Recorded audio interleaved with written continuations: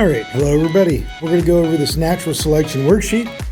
I'm going to walk you through it, and we'll talk about how to answer these questions, what you should be looking for, and how to put forth the best answer. So first we're going to look at this graphic here. It says picture one shows a population of mice.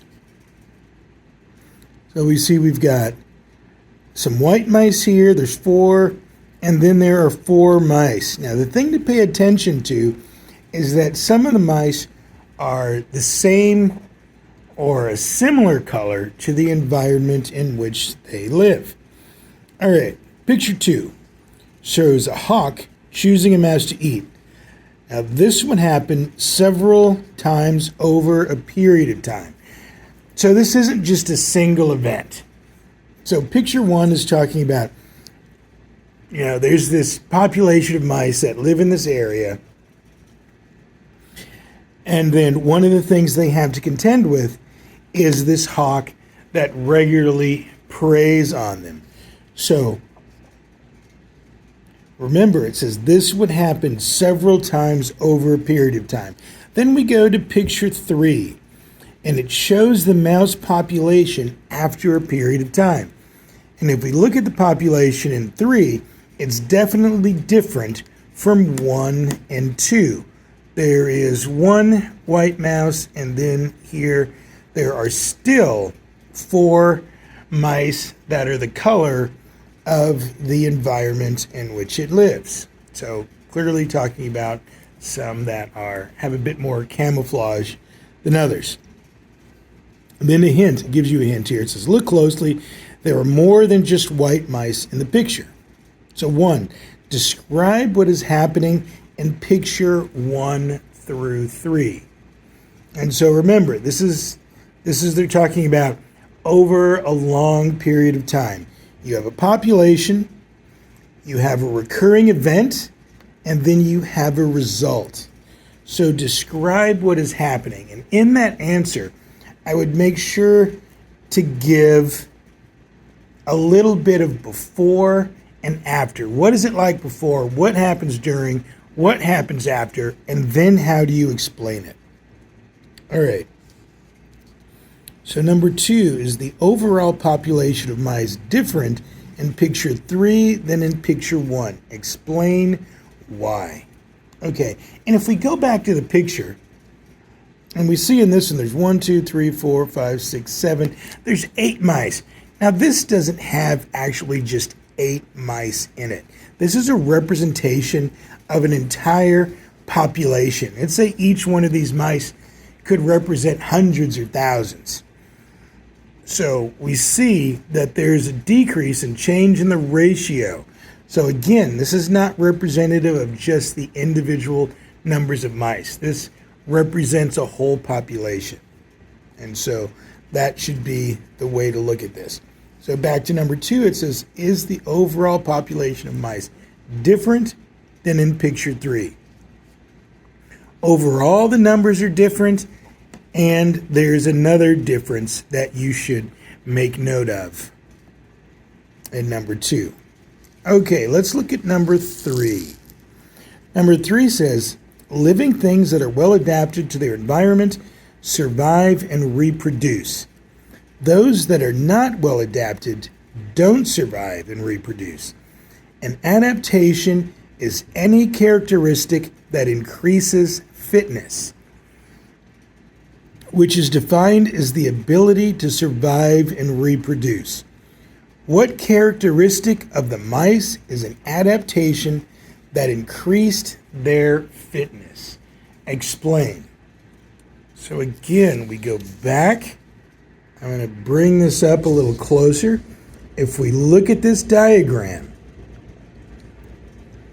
so what is it about some mice that are more fit than others? Why are some surviving? Do some have a better, are they better adapted? Is there something that increases their survival? And you need, for number 3, to point out what that is and then explain why that happens. Okay, so let's move to number 4. It says, think of examples of how the following parts of natural selection exist within mice populations. Overproduction. So remembering that overproduction has to do with the birth rate, birth numbers of individuals. Competition, the fight for survival between individuals of a species or between different species. So here it says within mice populations. So we're talking about within one species. Variation.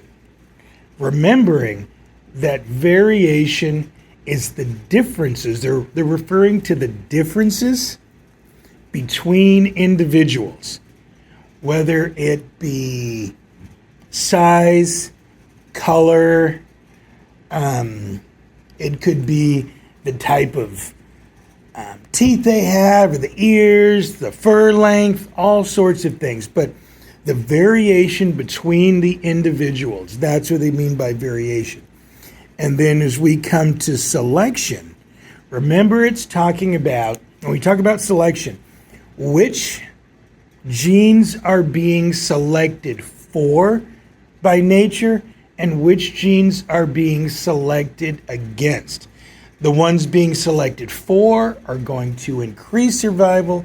The ones being selected against are going to make it less likely that they will survive. Okay. Now let's go to the other side. Here we are. So we have another example. And it says, below is a series of pictures representing changes in the population of cacti over many generations. All right, picture 1 shows cacti with and without thorns. So clearly we see this one has thorns, this one does not. Picture 2 shows a deer choosing a cactus to eat. This would happen several times over a period of time. So clearly it has picked this one. Picture 3 shows which cactus has been damaged by being eaten. We clearly see it's the one without spines. It says picture 4 shows the cactus population after a period of time. So now you see the main plant and then you see some smaller cacti of this variety underneath. All right, let's go to our first question. Why would a deer be more likely to eat the left cactus than the right cactus? So why is it more likely to eat the left cactus than the right cactus? That's probably fairly obvious, but put that in there and explain your reasoning. Okay, number 6. In picture 3, the right cactus has flowers. So in picture 3, the right cactus now has flowers on it. But the cactus that has been eaten by the deer is too damaged to make flowers. Picture 4 shows the situation several months later. What has happened? So as a result of this, why did the scenario end up like this? What happened? So be sure to list each event, why you think it happened. Give an explanation, pointing out information from the pictures. Okay. Number 7. Do you think that evolution by natural selection is occurring in this cactus population? Explain why or why not. So going back to this, think about what is in natural selection. If you look back, overproduction, competition, variation, selection. Is that at play here? Is nature selecting one over another? And explain why you think it is or it is not. Okay, number 8. What adaptation seems to increase the fitness of the cactus on the right. How do you think this adaptation increases the ability of cactus on the right to survive and reproduce? So again, why do you think the cactus on the right is more fit? What does it have? What adaptation does it have that makes it more fit to survive in that environment and make it able to survive and reproduce? Okay, number 9. Think of examples of how the following parts of natural selection exist within cactus populations, just like we did with the other one. Overproduction, that's the numbers or the propagation of the individual plants. Competition, what's being competed for here? What's the struggle to survive? How are they fighting to survive? Variation, what are the genetic variables, the differences in the populations? And then selection, what is being selected for? What is being selected against? All right, there you go. That's the instruction on this worksheet. Make sure you complete this. Please write in complete sentences. Be as thorough as you're possible, remembering to answer in a way that shows you know what you're talking about. Don't assume I know what you're talking about. Remember, you're writing for someone who doesn't know anything about the subject. All right, good luck. I'll see you tomorrow.